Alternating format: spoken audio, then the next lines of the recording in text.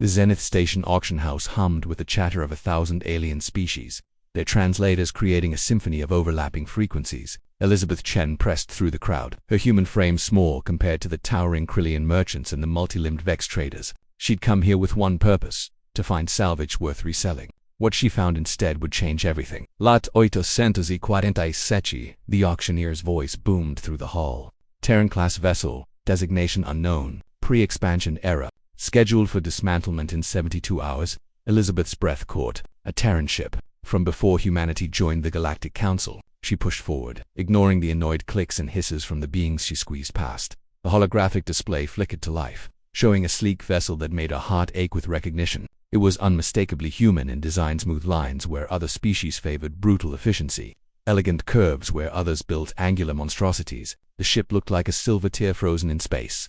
Starting bid, 500 credits, the auctioneer announced with barely concealed boredom. Elizabeth's hand shot up before her brain could stop her. 500. A Krillian's laugh rumbled like grinding boulders. 550. For scrap metal amusement. 600. Elizabeth counted, her savings account flashing warning signs in her mind. The Krillian waved a dismissive tentacle and walked away. Nobody else bid. In a room full of beings who could afford entire space stations, a broken Terran relic wasn't worth their time.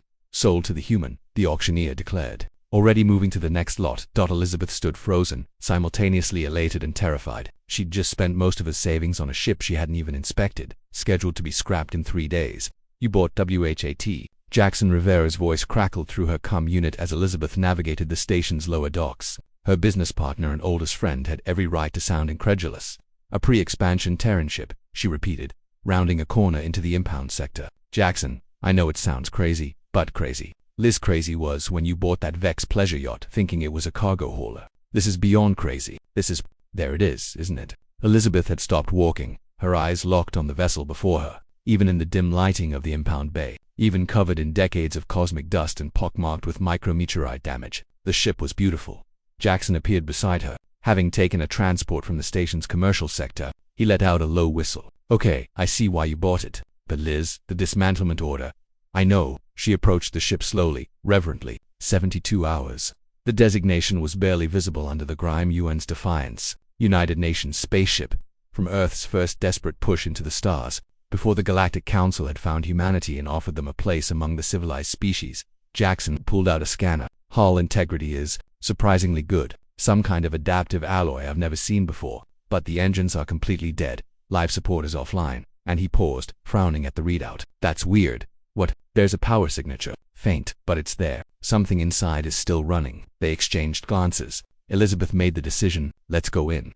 The airlock opened with a groan of protest, atmosphere hissing as pressure equal. Elizabeth and Jackson stepped into darkness, their helmet lights cutting through dust that had floated undisturbed for who knows how long. The ship's interior told a story. Consoles built for human hands, seats designed for human bodies, text in a dozen Earth languages. This wasn't just a ship. It was a time capsule from an era when humanity had been alone in the cosmos, building vessels from determination and desperation rather than alien technology. The bridge, Elizabeth breathed, entering the command center. Everything was manual, physical switches and buttons where modern ships had neural interfaces. It was primitive. It was beautiful. Jackson moved to the captain's console, brushing away dust. There's the power source. Some kind of backup core.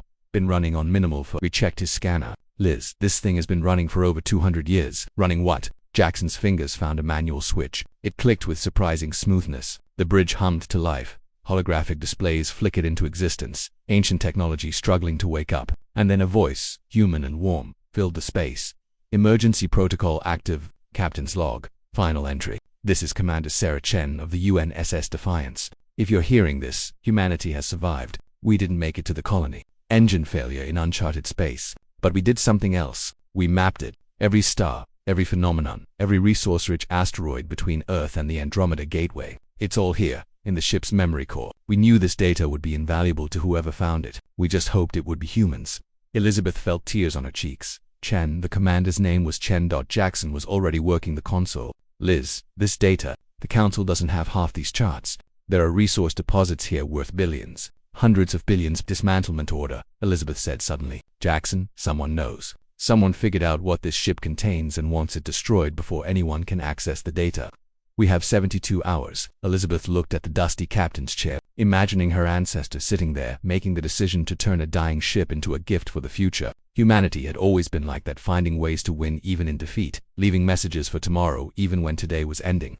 Then we'd better get to work, she said, sitting down at the helm. Let's see if this old girl can fly one more time.